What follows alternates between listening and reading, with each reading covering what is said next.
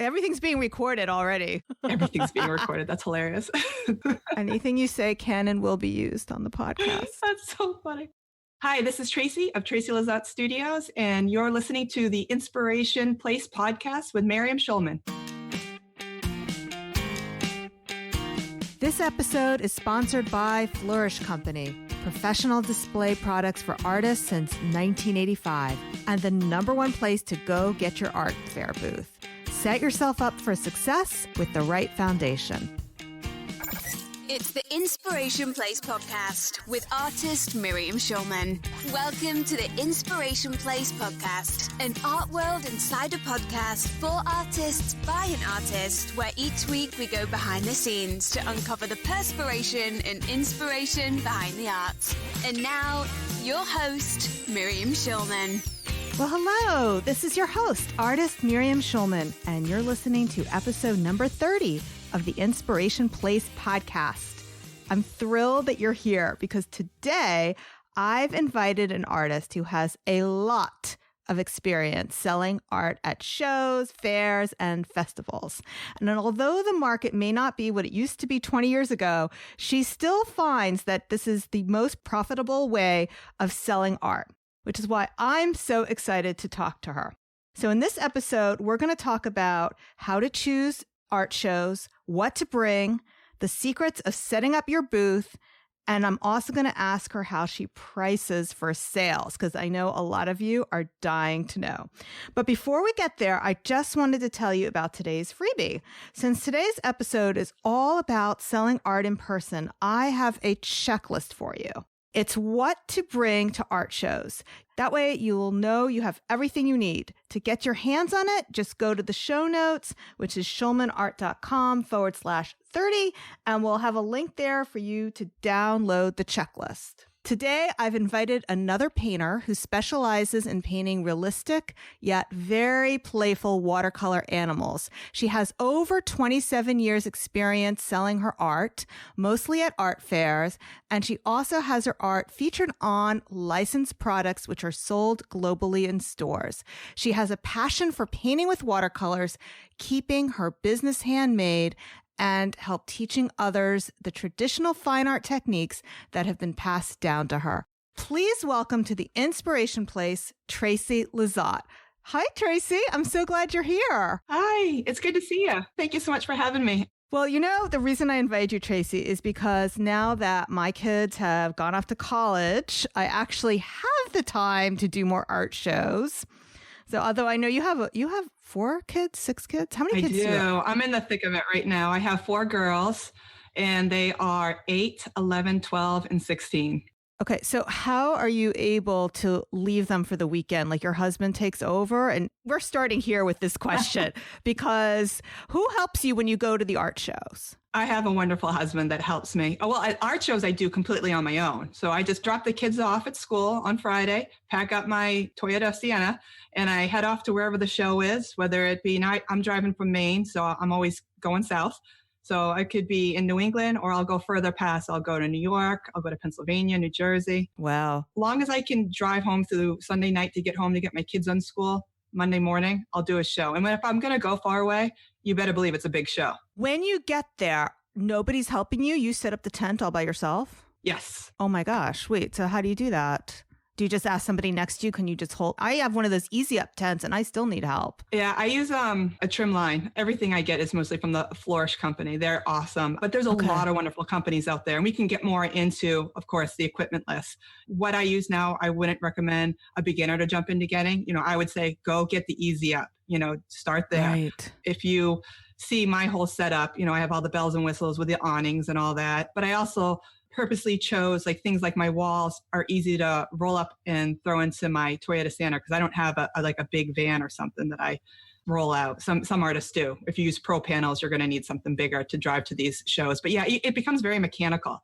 You do enough of these shows, you just kind of know every single piece of your equipment like the back of your hand. You can just throw it up and... Okay. Are you way taller than me? Because I can't reach some of these things. How tall are you? I am 6 feet tall. Yeah. So that does absolutely aid me. I knew it. Yeah.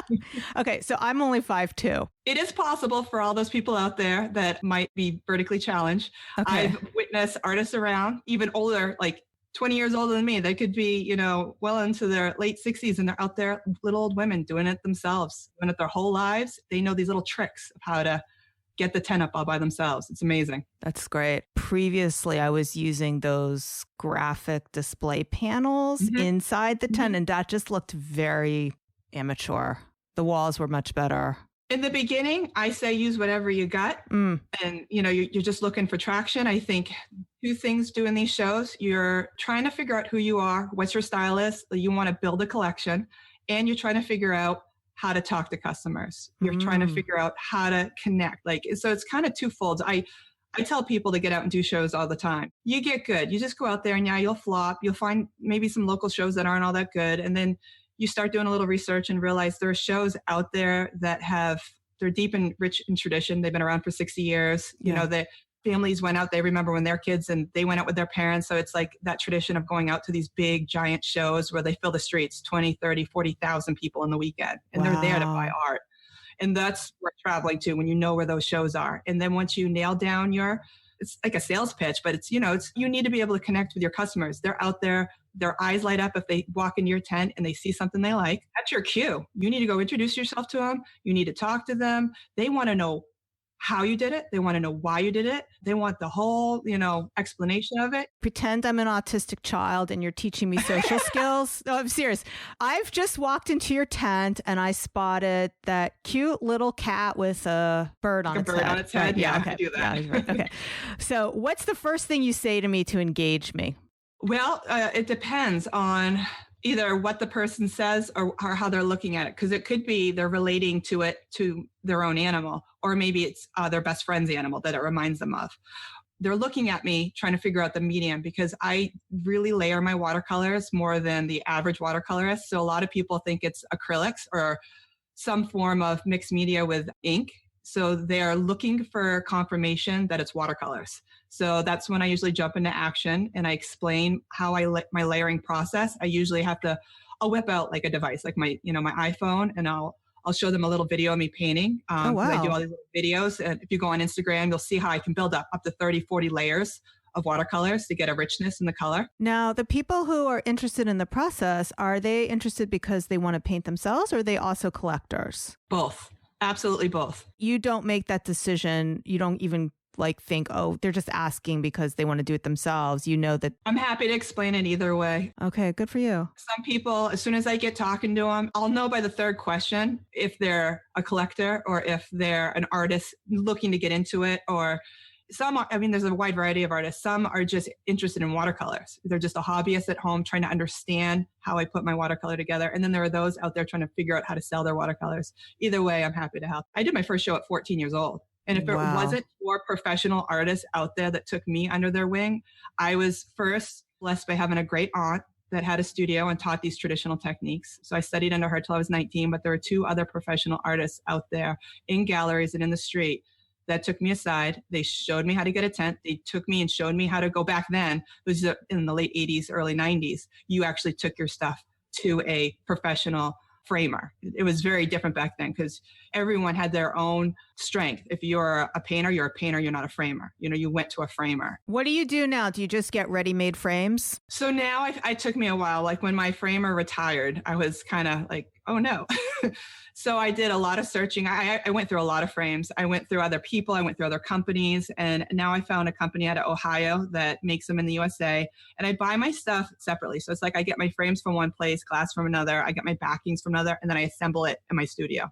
So before I go to a show, I'll prepare all this stuff to head out to a show. My printing, my matting, it's all done here in my studio. So you're selling watercolors under glass, Yes. What's that other material? Instead of glass. Oh, I know what you mean. It's the substitute for glass. It scratches and it yellows. No, I would never use plexiglass. Oh, it yellows? Really? Yeah, I would never suggest that. Huh. No, I think there's a museum grade one though you can get. Oh, that's cool. Yeah. I don't know. That I don't know. It's a lot more expensive. It's like a museum grade. It has a UV filter on it. Oh, that's excellent. No, I tried the other stuff, but you got to think I did this 10 years ago. I'm sure the quality of it has probably improved since I last tried it. But when I tried it, the company I tried it from, I I was not happy with it. It yellowed and it scratched. Really? Wow. So that was just my own personal experience. So I'm like, well, I'm going back to glass, and I kind of settled in on a size. So most of my sizes are small that I sell, and they're easy to ship in the mail. Like there's a certain size you go over and, then the glass can break. But if you stay small, like 5x7, 8x10, 11x14. The watercolors are 5x7 and 8x10. And it's the size of the watercolor, not the size of the mat or the frame. You're talking about a 5x7 watercolor. No, 5x7. That was so back in 2006 when I was having all my babies, and I was a teacher. I was a junior high art teacher, and I did shows. I always did shows more of a part-time. I did 6-7 shows a year, always had all the way through high school, college. Came out of college, jumped right into teaching. But when I just had my second daughter, pregnant with my third right after, I looked at my husband and I was like, wow, that's my whole teaching paycheck going to daycare. And I looked at him and I'm like, I think I can do better staying at home with the kids and just doing shows on the weekends. I know how to do this. I've always known how to do it. I've always wanted to do it full time.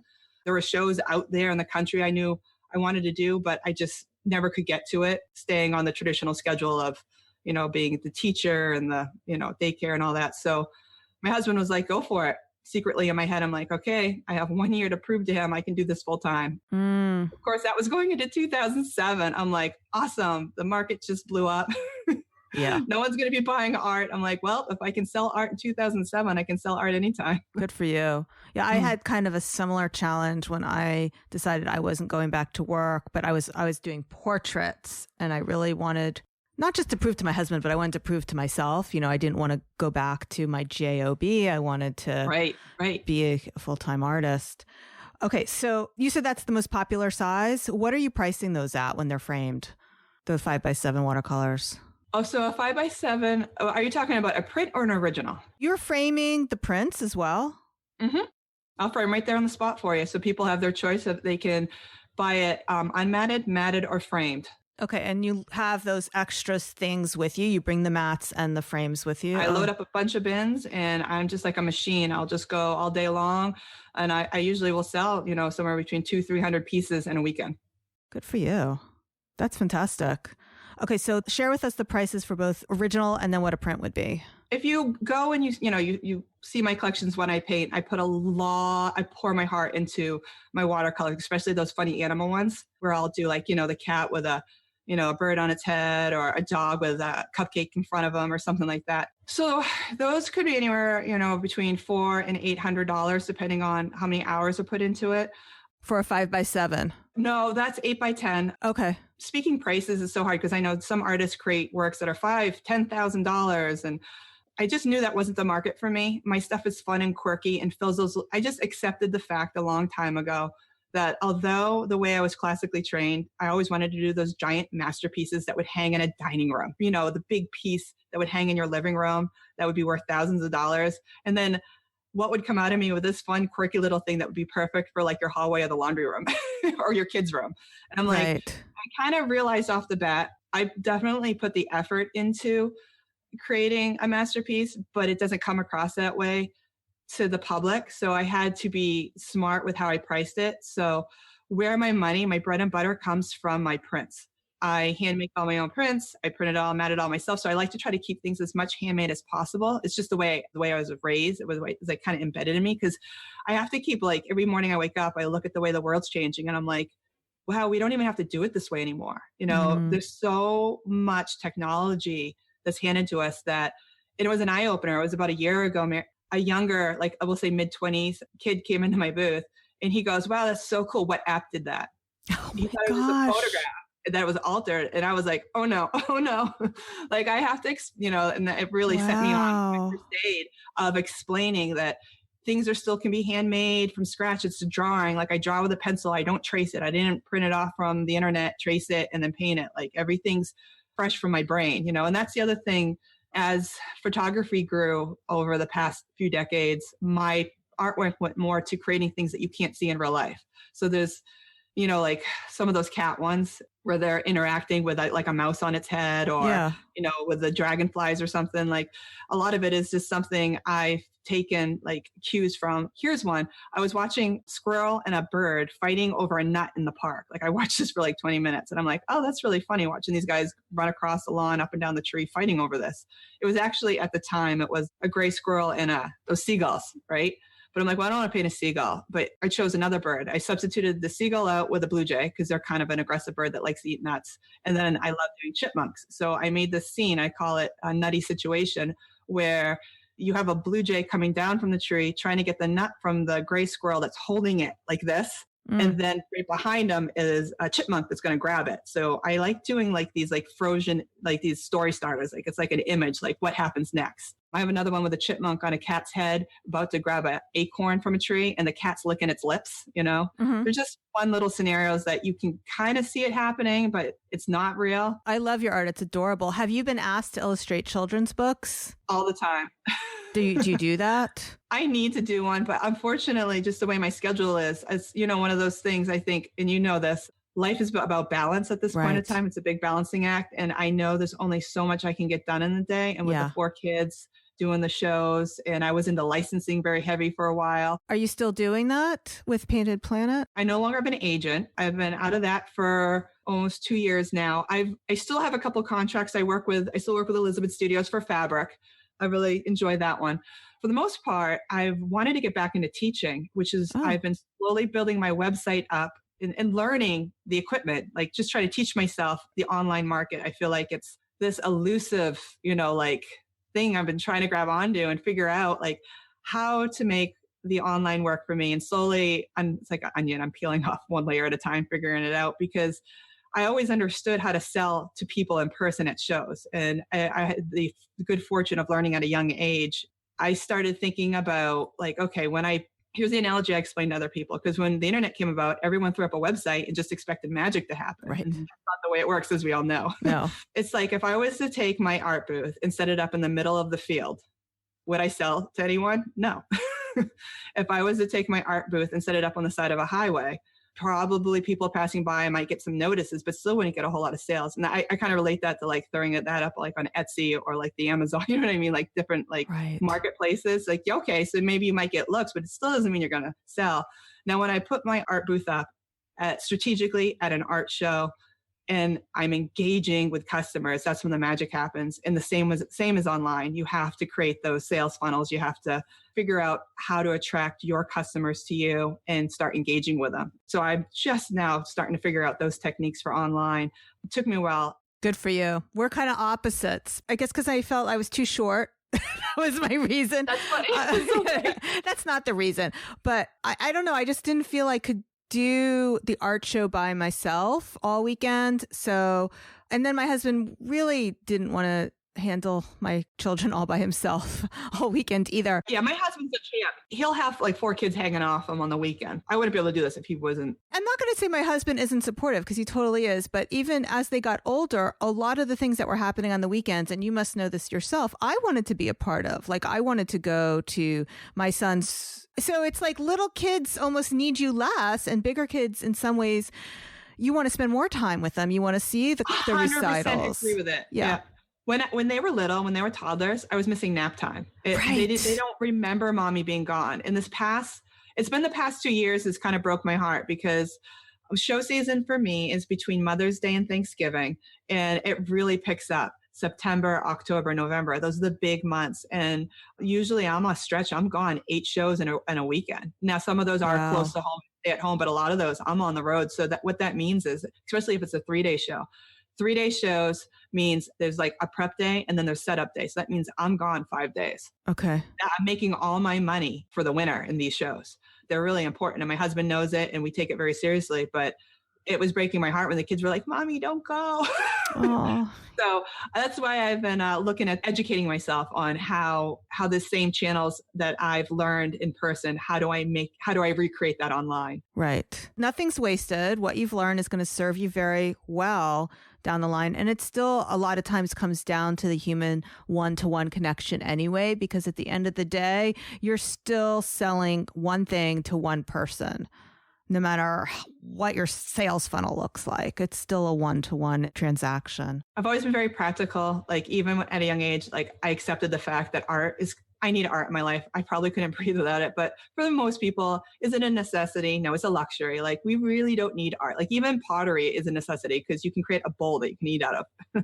I'll argue with that. It would be pretty depressing if there was nothing on your walls. Oh, see, now I 100% agree. Like I said, I need it in my life, but my husband absolutely doesn't. And it's funny because I was listening to your latest podcast talking about your husband because my husband grew up on a farm and he's such a farm boy.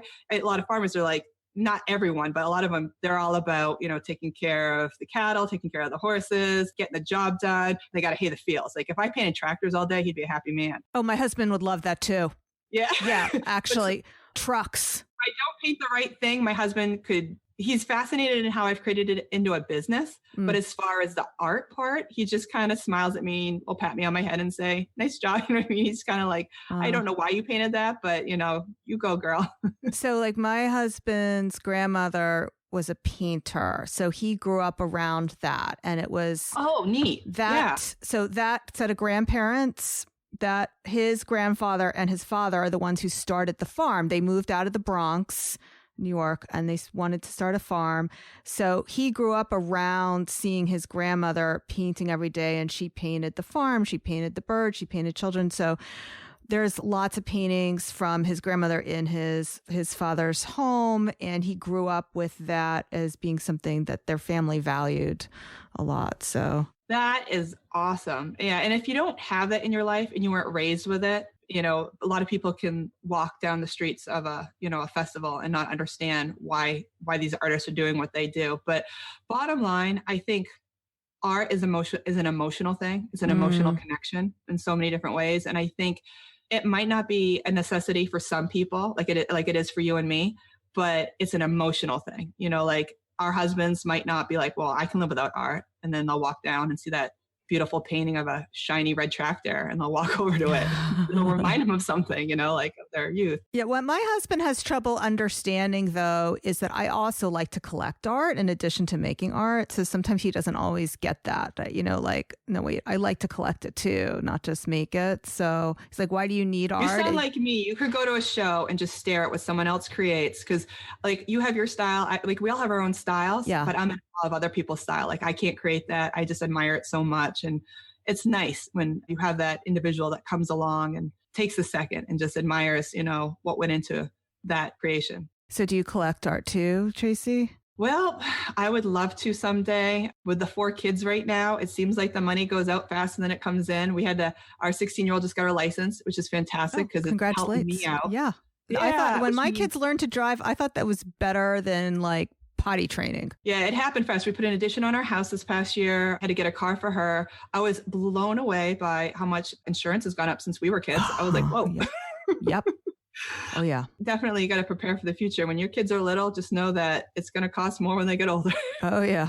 I don't talk a lot about products here, but I really do need to talk about where to get your professional booth because I think it's really vital for succeeding at fairs and festivals.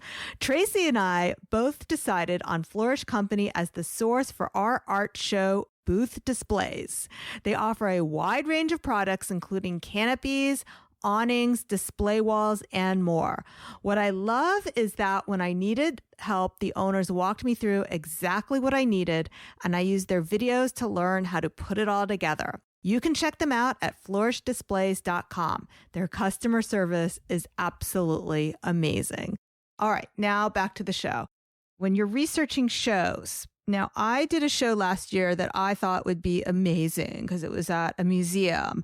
It was a great experience. It's just they didn't let me sell prints.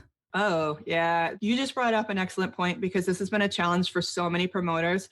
It drives me batty because the market's changing so fast and the promoters, and I put promoters, like you have professional promoters and then you have artist associations that usually, they have maybe like one kick butt show or something. Yeah. But they're still rooted in their old ways. And I'm like, oh my gosh, the world has changed. When I introduced my prints to the market, I had to be very choosy at what shows I went to because some shows don't allow it. And I'm like, well, fine, that's my bread and butter. If you don't, and this is where I'd get frustrated because a long time ago, art shows were just artists, craft shows were just crafters. Yes. Folk artists were folk artists, and that's fine. What happened was they merged it all together. I was always told as a child, you do not do shows with crafters because the price point is different and it changes the market. Do you do shows with crafters now? Because I avoid them. Absolutely. Oh, you do? That's why I did the prints, because I'm like, well, in order for some of these shows to survive, they opened up their application and juries to all different forms of art. Okay. And I'm like, well, the minute they did that, I immediately invested equipment into my own printing so that I could meet that price point. And a lot of people were like, well, why would you do that? Now no one will buy your originals. Well, guess what? If someone wants an original, they're going to buy an original. They're going to know what an original is. They're going to ask for it. They're going to seek it out. That hasn't changed. What did change is I was now able to sell my fun, quirky designs to such a larger audience to enjoy them. And I knew my artwork that was perfect for my business model. Now I have a friend that just got into it last year. She's acrylic. She puts these together, these really nice, large size landscape pieces. And she's able to do them in a time that she can demand a price for it. And I'm like, honestly, I think you should just keep your business model should just be originals. Let's talk about why that is, though, because you're making these really adorable, quirky animal paintings, and people are going to think, oh my God, that would be perfect for my son's room or for my niece or whoever. Mm-hmm. Well, they're not going to drop $800 you said it was $400. They're not going to drop $400 for an original painting for their niece. Well, some do, actually. I have made those sales. They will. They'll ask for it. There was one woman, it was so cute. It was like the first time she did that. And it was an original painting in that price range for her niece. I think I gave her a break because she bought a print for her nephew. And then I said, okay, well, we'll take 10% off or something to make it feel better for her. But you could tell that she wanted to be the kind of person who buys originals for her niece. That made her happy. That self-concept of being the type of person who's doing this special thing and gets it. Like, that made her happy. And then a lot of people who collect original art, that's part of their self-concept. It's like, for me, I don't buy prints. I never buy prints. That's how the world used to work not too long ago. Think about it. If someone wanted to decorate the walls of their house, you went out to these shows because there was no such thing as internets, and we didn't have cell phones, and we didn't have Walmarts and Targets. We didn't have any of that. If you wanted to decorate the walls of your house, you went and found an artist or a crafter that you like, and usually you went out every year and added to your collection. And this wasn't that long ago. I mean, this is the 80s, 90s, and then the world changed real quick. And when these festivals started combining our mediums, I made my adjustment quick. And which is fine, because I could pop up at a show and have someone that does tie-dye t-shirts next to me. Can you imagine selling $800 paintings next to someone that's doing tie-dye? It's happened. Oh, gosh, yeah. My husband will yell at me. It's like, did you research this show? Because this was a flea market. Last time you went, you thought it was going to be great. You stood in the 97 degree heat. The trick is the crowd. You're looking for big crowds of people, and you're looking for crowds that are out to shop, because some of these shows, the kiss of death of these larger festivals is when they start letting commercial people come in. And when they start, I hate to say, I love having kids around, but when they start doing too many kid activities. I totally agree. Like when there's a bouncy castle, don't go. Don't go.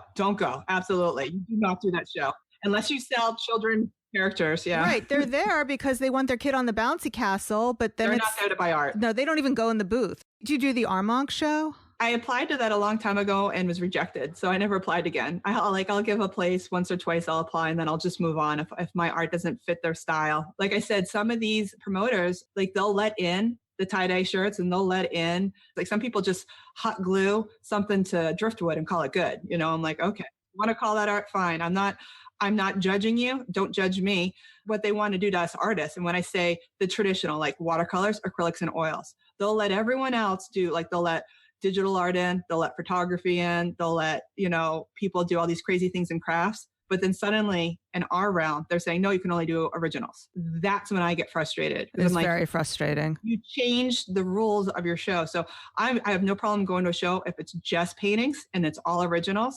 It's all an even playing field. But the minute you combine all of these hand goods together, which is, I think, awesome. I mean, I have no problem, like garden art, like you'll see these quirky little things you put in the garden or something, you know, suddenly it's not fine art, it's decorative art. Right. See, I found it very difficult, that show I did at the museum, which the rule was only originals. But there were people who like kind of got around that rule, like they glued their art to make coasters or something. It was... Yeah, see, that's not even fine art. It was supposed to be all paintings, but I just found I didn't bring my prints. I couldn't bring my note cards. I couldn't bring my calendars. That's how I would make up my booth fees, to make it, you know, at least a wash. And then what happens is when you're sitting there all day and nothing's, I sold maybe 2 originals the whole weekend, but you start to get into this negative energy of like, why am I here? I'm not making sales. You absolutely do. Yeah, no, it can be, you know, bone crushing, you know, like when you're out there and you're in your own head and you see people walking by, and if they're not walking into your booth and if you're not talking to them, you start self-doubting everything.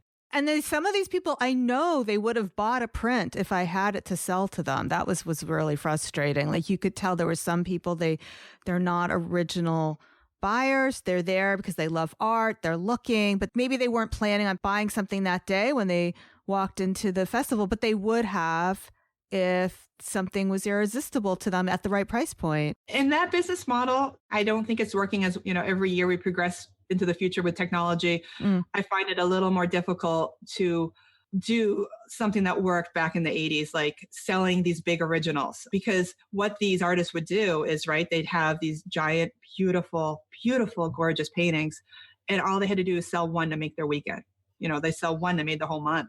Yeah. And they live and died on that one sale. And I knew, I'm like, a long time ago, I'm like, that's not me. That's not me. Kids to feed. I couldn't energetically, I couldn't be like, you know, it's like going fishing for the marlin. Like I just can't, absolutely. I can't do it. Some people really enjoy it. So it is definitely like, if anyone's listening to this podcast that wants to go do shows, you gotta test it. You gotta go out, test the market, find out not only what sells best for you, because let's say you're all over the place. You know, artists tend to be all over the place painting, and you gotta tighten it up because you want your booth to look professional. You want to have collections that are cohesive and work well together.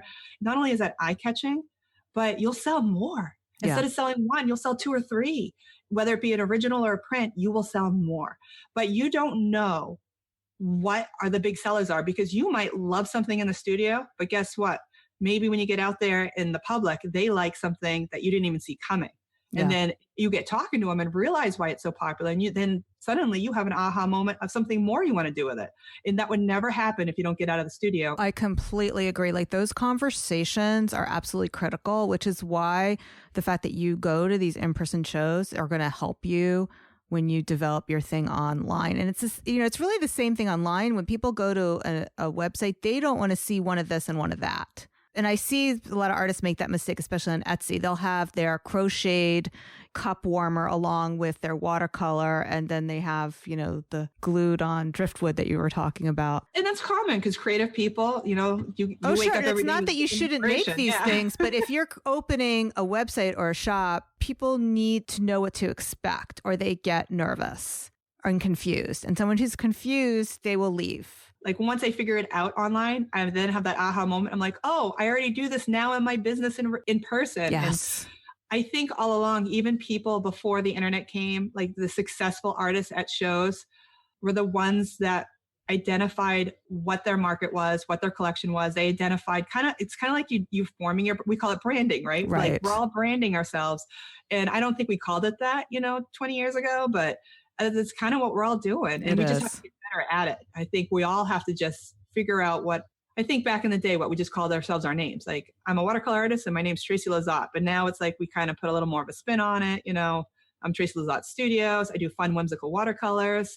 Here's my logo. Here are my colors on my business card. And it goes across the board at a show. Like if you see my show, like if you go to my website and look at my show page, you'll see what my booth looks like. But on the top of my trimline tent, which I have one of those dome-shaped canopies, I ordered from Vistaprint, I ordered a banner. And then I trimmed the banner down to fit that curve.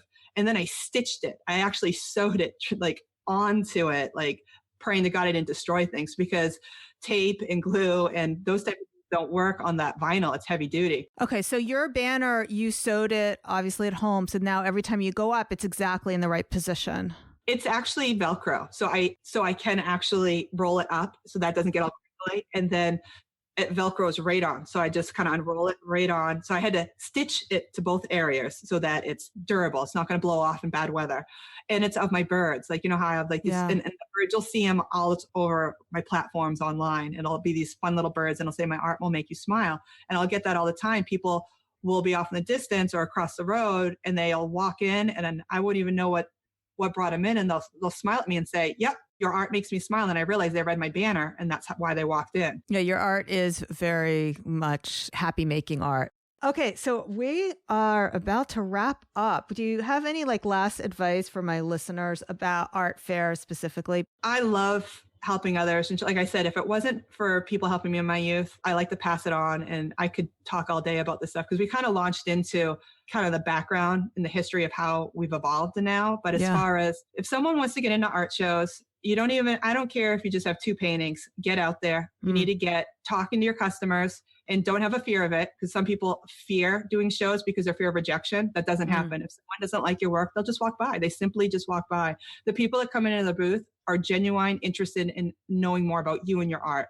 And it's usually 99% always a very pleasant conversation and you learn so much from it. That's true. But I have had old ladies come into my booth and talk to each other in front of me like I'm not there, about exactly what they think. So, oh, yeah. So, you know what? It's happened. In the art world, I go into like everyone's entitled to their own opinion. And you do occasionally get that person that just doesn't get it. And the other thing is when you start doing enough of these shows, you start repeating certain shows once a year. It's good to spread yourself out these days. Go to one show in that area once a year, because if you do too much, you will oversaturate the market. You want to keep people wanting to come back to you, and your followers, once you start building up those followers and you get an old lady in there that's going to share a negative comment, your followers will chase them right out of the tent. It happens. So that's awesome.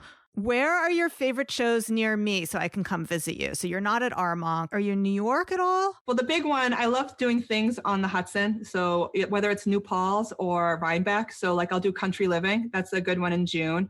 Country Living magazine has these shows all over the country. Oh, wow. So I'll do their big one. I've done some of the further ones away. I just can't get to them right now because of my obligations to my family. But I will do the one in Rhinebeck. It's always the first weekend in June.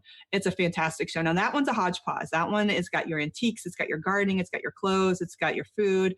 That's not strictly a fine art and craft shows. On the Memorial and Labor Day weekend, Quail Hollow has a promoter. So if you look up Quail Hollow, they have a wonderful show that's in New Paltz. Yeah, I think that's about an hour from me, but Rhinebeck is gorgeous. That one, like, I'm already like thinking as soon as we hang up, I'm going to find out when the deadline is for that show. And Rhinebeck has a few other, like Art Writer has some shows out there that's a little more high end. Now, if you wanted to really big shows that are affordable to get into, one of the best ones in not too far for you, Mystic, Connecticut. Oh, okay. And you want to do the one that the Chamber of Commerce holds, been around for 60 years. The whole town just shuts down. And all those places, like they have the cops out, they've shut down the roads. It just drives so many people in there. I sell some of my, my biggest sales go to people that they have yachts and they come into the harbor and they're there to buy original work. And they just step off, get what they're looking for, and they head back to wherever they're sailing to. That's a good one. Wickford, Rhode Island is really good. These are like fine art shows. These two that are named off, just so you know, because you have your ones that are more crafty, and then you have some that are more heavy in your fine arts. And that's kind of what these shows have evolved to. I personally do better when it's more towards fine art rather than the craftier jewelry hodgepodge ones. You want to be somewhere where there's a lot of people, and that's when your people find you. Okay, so people who are not in the Northeast, the Country Living shows, those are on the West Coast too, right? If you are looking for shows, you have the Sunshine magazine's been around forever and they rate them. So if you go to that, and you're going to look for the 4 or 5 ratings. So if like when I knew I wanted to travel 10 hours away, I love the Three Rivers show in Pittsburgh. Actually, Pennsylvania has a lot of good shows because you got State College, Longs Park, Rittenhouse, that's in Philadelphia. Yeah, I know Rittenhouse Square. That's beautiful. So a lot of these, you can just find them in the Sunshine magazine. I'll go to that this time of year looking for things. I break them down. Like some of those, they're art and music festivals. Then you have your really high-end fine art shows that cost a lot of money to get into. Then you have like your more general to the public shows. Those are my favorite. That's like Allentown show in Buffalo, New York. It's Cornhill in Rochester. It's Park Place in Rochester, New York.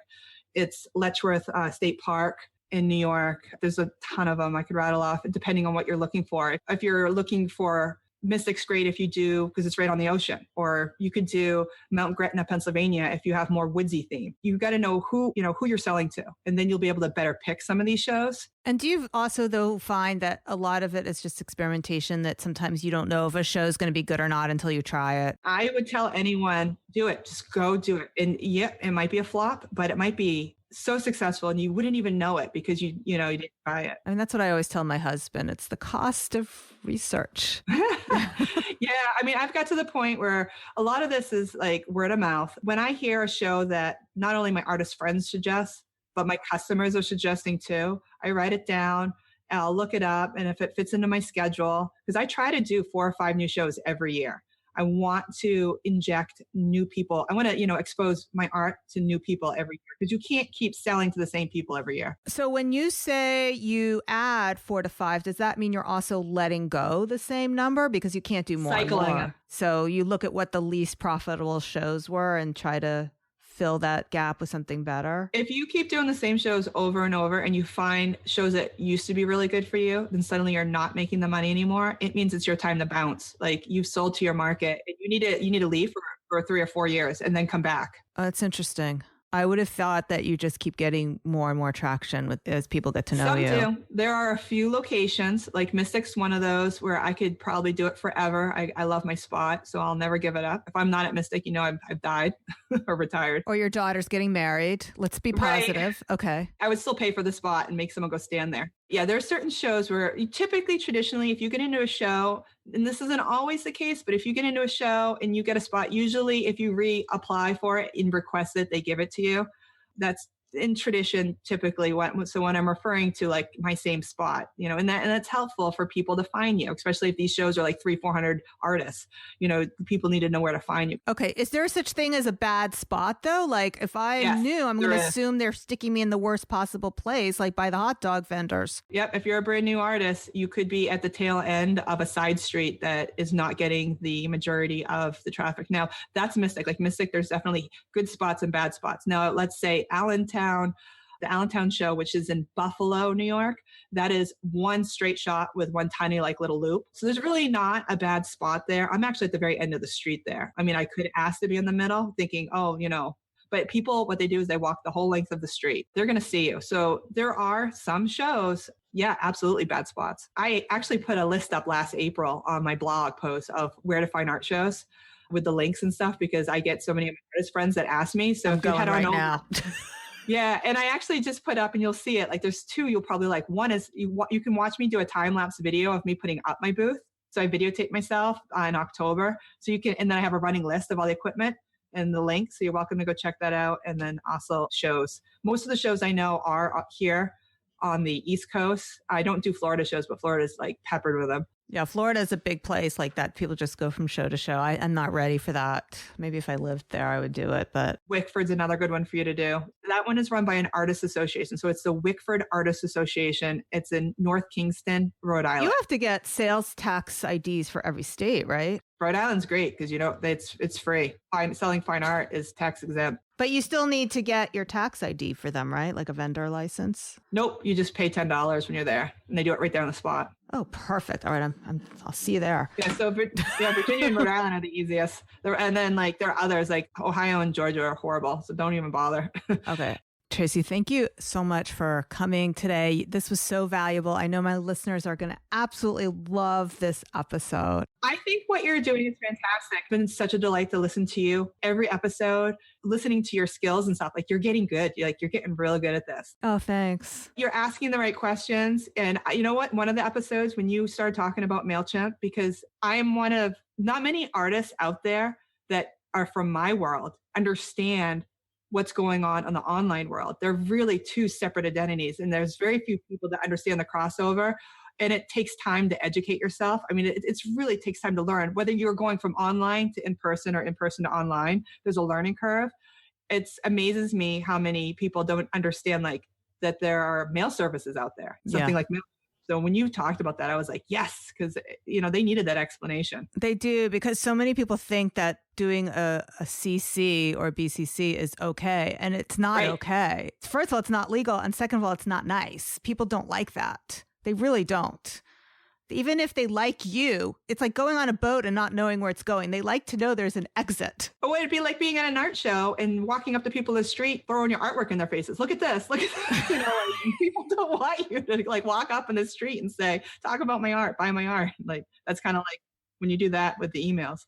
Right. But I think it's also they're doing themselves a disservice because it really is easier to use those services. You can write it in advance, you can schedule it, you can tag people who came to your shows. It's like, it does a lot for you that saves time. I was frustrated. Like, I didn't want to learn it. Like, I put it off for so long. I'm like, oh, one more thing to learn. Like, I was very huffy and very like begrudgingly, like took the time to learn Mailchimp. And now I'm like, oh my God, what was wrong with me? Like, I get it. Like the aha moment and light bulb went on. I said, it's just a simple tool, but it's what you can do with it. Like if you strategize the right way, if you figure out how to use it for your business and how to come across it with your personality. Yes. That's just it. You have to have that like light bulb moment in your brain, and then it's like, oh.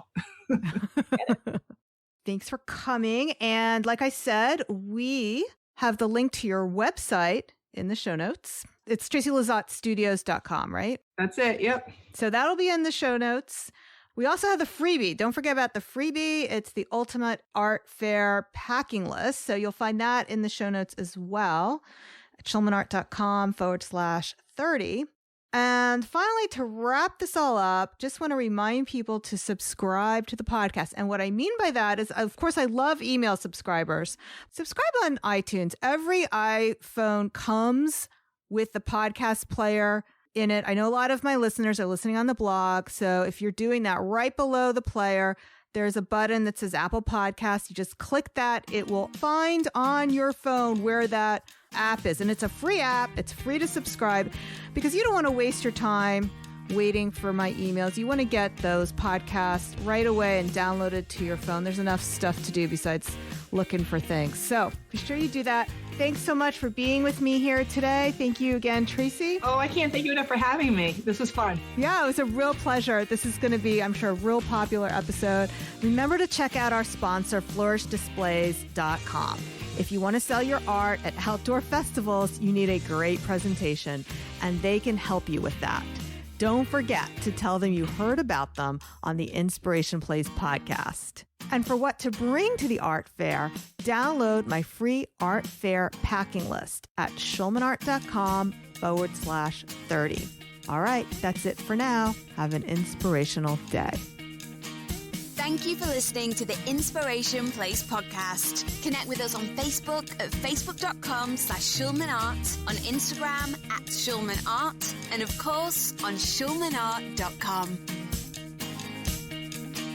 Hey there, if you enjoyed this podcast, you have to check out the Inspired Insiders Club. It's my monthly membership program where you get inspiration from me. Every month, I share with you techniques that I use in my own art for drawing and painting in both watercolor and mixed media. Plus, each month, we meet live. We talk about inspiration and ideas for how to make the art in your own style, and you can get to ask me questions or even get critiqued on your art. If you're feeling stuck in your art and your goal for 2019 is to unleash greater creativity or to spend more time painting, but you need a little help creating that habit, then the Inspired Insiders Club will help you get there. Come join me over at schulmanart.com. That's schulmanart with the AC.com/join. I'd love to have you join me in the Inspired Insiders Club. See you there.